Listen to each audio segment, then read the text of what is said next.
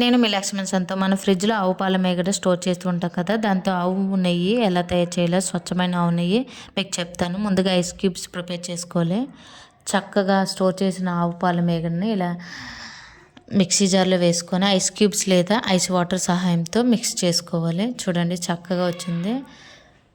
Ice water use చేయడం వల్ల ఇలా చక్కగా వాటర్కి వాటర్, మేగడకు మేగడ వెన్నలా సపరేట్ అవుతుంది. మనకి ఎలాంటి శ్రమ కూడా ఉండదు. సాఫ్ట్గా భలే ఉంది. క్వాంటిటీ కూడా బాగా వస్తుంది నెయ్యి. ఇలా పక్కన పాత్రలో స్టోర్ చేసుకోవాలి. ఇవి మనం దేంట్లో అయితే నెయ్యి ప్రిపేర్ చేసుకోవాలనుకుంటున్నామో ఆ పాత్రను స్టవ్ పైన పెట్టి చక్కగా వీటిని అందులో వేసుకుంటే స్వచ్ఛమైన ఆవు నెయ్యి తయారవుతుంది. ఇలా మన ఇంట్లోనే ప్రిపేర్ చేసుకుంటే చాలా మంచిదండి. చూడండి మీకు చూపిస్తాను. ఈ పాత్రలో ఇలా వేసుకోవాలి. చక్కగా నెయ్యి తయారవుతుంది. మన ఇంట్లోనే చక్కగా ఇలా స్టోర్ చేసుకున్న మేగడతో నెయ్యి తయారు చేసుకుంటే మనకి, పిల్లలకి దేంట్లో యూస్ చేసుకున్న ఇలా స్వీట్స్ కానీ పప్పులో కానీ యూస్ చేసుకుని తింటే చాలా మంచిది. ఫైనల్లీ అయితే అవుతుంది చక్కగా, ఎలాంటి శ్రమ లేకుండా. మోస్ట్గా ఐస్ వాటర్ ఉండాలండి, అప్పుడే మనకి ఎలాంటి శ్రమ లేకుండా వస్తుంది. ఇలా వేసుకున్న పాత్రలో దీన్ని బాగా కలుపుతూ ఉండాలి, అప్పుడే నెయ్యి బాగా తయారవుతుంది.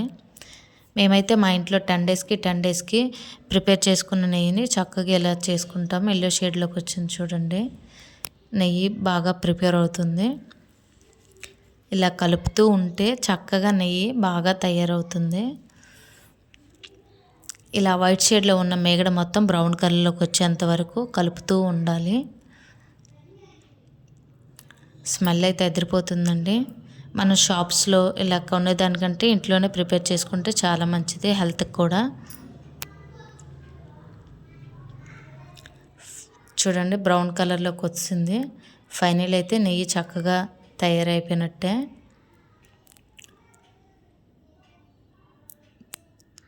స్టవ్ ఆఫ్ చేసి దీన్ని చక్కగా చల్లారబెట్టుకొని మన దగ్గర గాజు పాత్ర ఉంటే దాంట్లో స్టోర్ చేసుకుంటే బాగుంటుంది.